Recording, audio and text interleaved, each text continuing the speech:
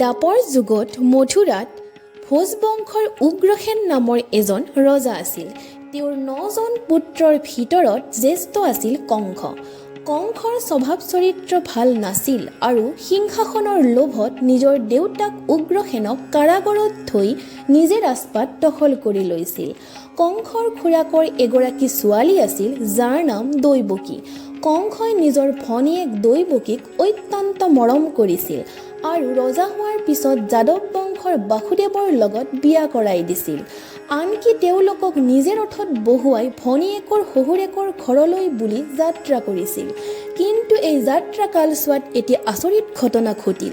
কংসই ৰথ চলাই থাকোঁতে হঠাতে এটি আকাশবাণী হ'ল যে দৈৱকীৰ ৮ নম্বৰ পুত্ৰই কংসৰ মৃত্যুৰ কাৰণ হ'ব। এই আকাশবাণী শুনি কংসই নিজৰ ভনীয়েক দৈৱকীক মাৰিবলৈ উদ্ধত হ'ল, কিন্তু দৈৱকীৰ স্বামী বাসুদেৱে এনেকুৱা নকৰিবলৈ কংসক অনুৰোধ কৰিলে আৰু ক'লে যে কংসৰ ভয় দৈৱকীৰ পৰা নহয়, দৈৱকীৰ ৮ নম্বৰ পুত্ৰৰ পৰাহে। গতিকে তেওঁলোকৰ ৮ নম্বৰ সন্তান হ'লে কংসক গতিয়াই দিব।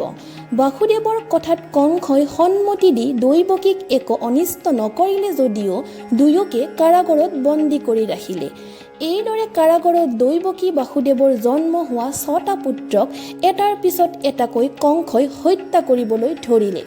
৭ নম্বৰ জন্ম হোৱা শেষ নাগৰ অৱতাৰ বলোৰামক ভগৱান বিষ্ণুৰ নিৰ্দেশ মৰ্মে দেৱী মহামায়াই দৈৱকীৰ গৰ্ভৰ পৰা বাসুদেৱৰ প্ৰথম পত্নী ৰোহিণীৰ গৰ্ভত স্থাপিত কৰে, যাৰ কাৰণে কংসই এই ৭ নম্বৰ পুত্ৰটিক একো অনিষ্ট কৰাৰ সুযোগ নাপালে। ইয়াৰ পিছত ভাদ মাহৰ কৃষ্ণপক্ষৰ অষ্টমীৰ ৰোহিণী নক্ষত্ৰত মাজৰাতি ১২ বজাত ভগৱান শ্ৰীকৃষ্ণই জন্ম লয়। শ্ৰীকৃষ্ণই জন্ম লোৱাৰ সময়তে কাৰাগাৰত এক পোহৰৰ সঞ্চাৰণ হ'ল আৰু কাৰাগাৰৰ সকলো দুৱাৰ নিজে নিজে খোল খাই গ'ল। লগতে যিবিলাক সৈনিকে পোহৰা দি আছিল তেওঁলোক হঠাতে অচেতন হৈ পৰিল। ইয়াৰ পিছত ভগৱান বিষ্ণুই বাসুদেৱৰ সন্মুখত প্ৰকট হৈ তেওঁক ক'লে যে কৃষ্ণৰ ৰূপত তেওঁৱে জন্ম লৈছে। লগতে এইটোও ক'লে যে গোকুলৰ নন্দ যি বাসুদেৱৰ সম্পৰ্কীয় ভাতৃ তথা বন্ধু, তেওঁৰ ঘৰত শ্ৰীকৃষ্ণক থৈ আহক আৰু নন্দৰ ঘৰত জন্ম হোৱা এটি কন্যা শিশু আছে, সেই কন্যা শিশুটিক কাৰাগাৰত লৈ আনক। বাসুদেৱে ভগৱান বিষ্ণুই কোৱাৰ দৰে কৰিলে আৰু কাৰাগাৰত কন্যা শিশুটিক লৈ আনিলে। পিছত কংসই সেই কন্যা শিশুটিক মাৰিবলৈও কলাত তুলি লোৱাত হঠাতে আকাশলৈ উৰি গ'ল আৰু এগৰাকী দেৱী ৰূপ ধাৰণ কৰি কংসক ক'লে যে কংসক বধ কৰিবলগীয়া ব্যক্তিজন ইতিমধ্যে জন্ম লৈছে আৰু গোকুলত আছে। তেতিয়াৰ পৰাই কংসই গোকুললৈ বিভিন্ন ৰাক্ষসক শ্ৰীকৃষ্ণক মাৰিবলৈ পঠিয়ায় আৰু শ্ৰীকৃষ্ণই সকলোকে বধ কৰে।